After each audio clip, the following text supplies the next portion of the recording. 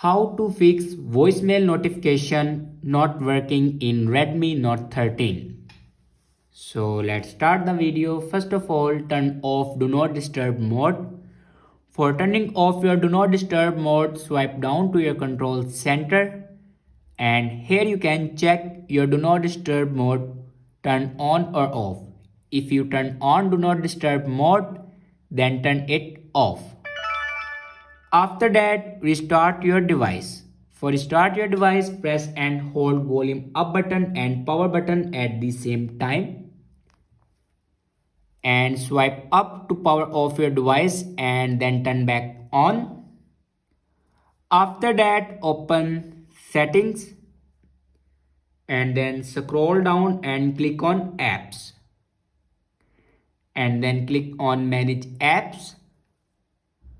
Now on top right corner you can see these three dots. Now click on it and then click on other settings.